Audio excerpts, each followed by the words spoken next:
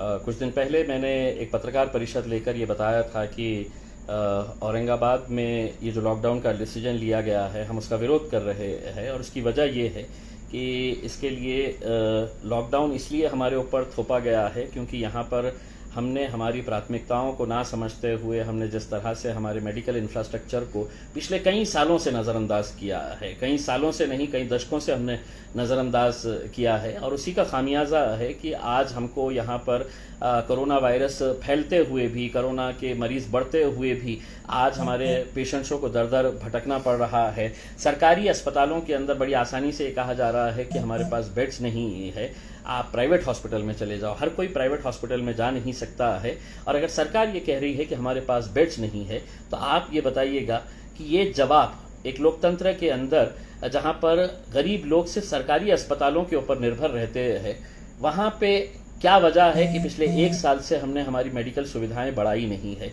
जैसा मैंने पूरे आंकड़ों के साथ बताया था कि महज एक औरंगाबाद ज़िले के अंदर, सिर्फ एक औरंगाबाद ज़िले के अंदर 2048 हेल्थ डिपार्टमेंट के रिक्रूटमेंट्स होना बाकी है। 2048, यानी कि आप अंदाज़ा लगाइएगा कि एक घाटी हॉस्पिटल के अंदर 850 लोग, सुपर स्पेशलिटी बिल्डिंग के अंदर 200 लोग, हमारे जो गांवों के अंदर जो हॉस्पिटल्स है ग्रामीण इलाकों के अंदर उसमें 350 डॉक्टर्स नर्सेस की आवश्यकता है। ये इतने सालों से बैकलॉग है, हमने भरे नहीं है और हम खुश इस बात के लिए रहते हैं कि देखिए हमने कितने करोड़ रुपए की ये बना दी है, बिल्डिंग बना दी है। आज अगर इसके ऊपर ध्यान देते तो औरंगाबाद को लॉकडाउन की ज़रूरत नहीं होती। और मैं आपको बताऊं कि एक छोटा सा उदाहरण है और इसका जवाब किसी भी अधिकारी के पास नहीं है, किसी भी सरकार के पास नहीं है कि आप औरंगाबाद के घाटी अस्पताल के अंदर 150 करोड़ रुपया खर्च करके, यस 150 करोड़ रुपीस आप खर्च करके एक सुपर स्पेशलिटी बिल्डिंग बनाते हैं। उसका उद्घाटन होता है बड़े तामझाम से, ये बताया जाता है कि देखिए औरंगाबाद में 2017 के अंदर ये पूरी बिल्डिंग तैयार हो जाती है। 2017 से आज मार्च 2021 है, 4 साल के अंदर उस बिल्डिंग का इस्तेमाल हम इसलिए नहीं कर पा रहे हैं क्योंकि वहां पर हमने मैन पावर जो चाहिए, चाहे वो डॉक्टर्स हो, नर्सेज हो, क्लास 3 क्लास 4 हो, टेक्नीशियंस हो, तो हमने उनका रिक्रूटमेंट ही नहीं किया, एक भी आदमी को वहां पर अपॉइंट नहीं किया है।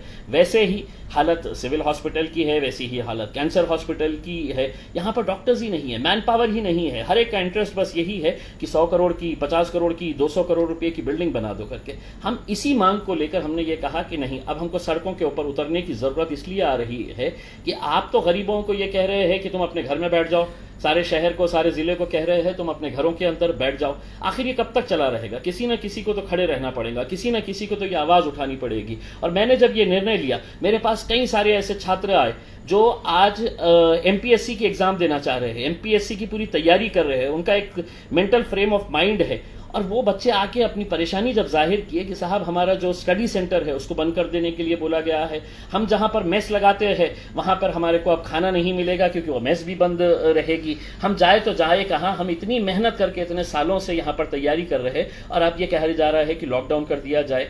मेरा ये कहना है कि ये जो लॉकडाउन का जो निर्णय लिया गया है या आखिर क्यों?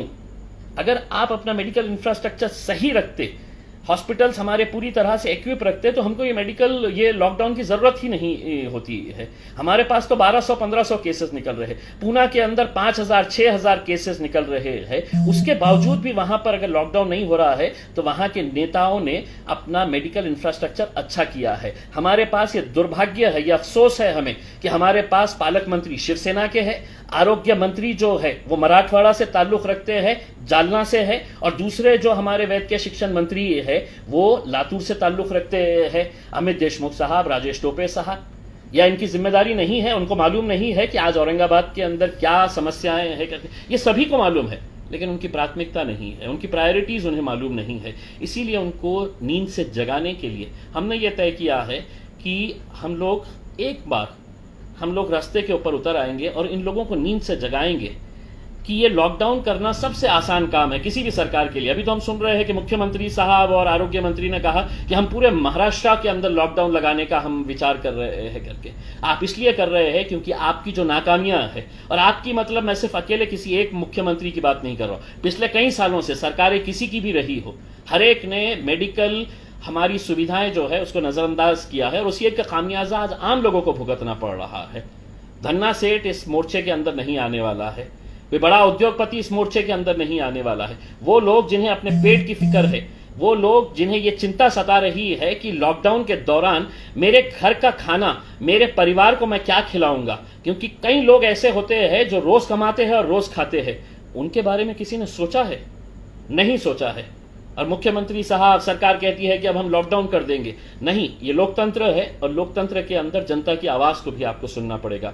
इसीलिए मैं तमाम लोगों से ये अपील करना चाहूंगा कि एक बार हम एक अच्छे कॉज के लिए आए, और ये कोई राजनीतिक मुद्दा नहीं है। मैं तो तमाम राजनीतिक पार्टी के नेताओं से कहूंगा कि इस मोर्चे के अंदर किसी की भी पार्टी का झंडा आपको दिखाई नहीं देगा, कोई राजनीतिक झंडा वहां पर नहीं आएगा। हम एक अच्छे मकसद के लिए आना चाहते हैं और उस अच्छे मकसद के लिए हमारे समाज की हमारी बहनें, हमारी महिलाएं, ये लोग भी आना चाहिए।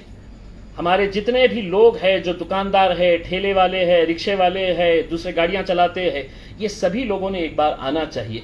हम लोग खामोश रहते हैं, इसीलिए इस तरह के फैसले लिए जाते हैं। हम लोग सवाल नहीं करते हैं, इसीलिए लोगों को लगता है, सरकारों को लगता है कि इसके बारे में तो कोई नहीं कह रहा। मैं आज इतना हैरान हुआ कि मेरे शहर के कई लोग प्रतिनिधियों ने कहा कि नहीं, हम इसका समर्थन करते हैं लॉकडाउन। कल आइए उस मोर्चे के अंदर और डिक्लेयर करिएगा कि आप समर्थन करते हैं, आपको जवाब पब्लिक देगी। आप खामोश है इसलिए कि आपको कहीं ना कहीं अपनी राजनीतिक कुर्सियां बचाने की है, तो आप बोलेंगे नहीं। आप वही बोलेंगे जो आपके अधिकारी, आपकी सरकार जो भाषा बोलेगी उसी के अंदर आप हाँ से हाँ मिलाएंगे। लेकिन हमको लोगों ने चुनकर अगर दिया है तो यह हमारी जिम्मेदारी है कि हम गरीबों के बारे में भी सोचें। और हाँ, एक बात मैं बताना चाहूंगा कि आप इंडस्ट्री को इजाजत देते हैं कि इंडस्ट्री चालू रहेगी, क्योंकि उनकी चेन नहीं बिगड़नी चाहिए, जो उनकी सप्लाई चेन है वो बिगड़नी नहीं चाहिए। उस इंडस्ट्री के अंदर काम करने वाले लाखों कर्मचारियों के बारे में भी सोचना पड़ेगा। उनकी जिंदगी की भी कुछ कीमत होती है, वो भी किसी के भाई है, वो भी किसी के बेटे हैं, उनके बारे में भी किसी को सोचना पड़ेगा।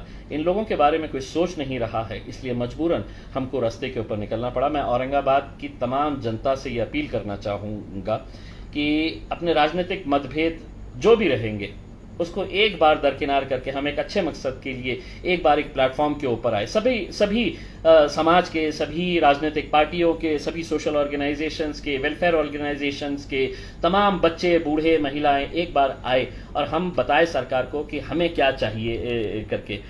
शांतिपूर्ण तरीके से हम लोग ये कल मोर्चा निकालेंगे। हम किसी भी तरह का कोई ऐसी नारेबाजी नहीं करेंगे, हम पूरे डिसिप्लिन का मुजाहरा करेंगे। हमको मालूम है कि कोरोना है और कोरोना के अंदर जो जो प्रिकॉशंस लेना है, वहां पर एक भी आदमी आपको ऐसा नहीं मिलेगा जो बगैर मास्क के रहेगा। वो मास्क लेकर आएगा तो ठीक, अगर नहीं लेकर आएगा तो हमने हजारों मास्क वहां पर हमारे वॉलंटियर्स के जरिए लेकर खड़े किए हैं। और हम जाएंगे जिलाधिकारी के पास और उनको बताएंगे कि ये मोर्चा किसी जिलाधिकारी के खिलाफ नहीं है, किसी पुलिस कमिश्नर या किसी म्युनिसिपल कमिश्नर के खिलाफ नहीं है। ये हमारे सिस्टम का जो फेलियर है, हमारे सिस्टम की जो कमियां है, उसको हम उजागर करना चाहते हैं, सरकार को हम जगाना चाहते हैं। इसीलिए आप सभी लोगों से अपील है कि कल 3 बजे पैठन गेट के ऊपर आइए। शांतिपूर्ण तरीके से हम लोग दिखाएंगे कि हम एक अच्छे कॉज के लिए एक बार इस शहर के अंदर हम सब मिलकर जमा होंगे। धन्यवाद।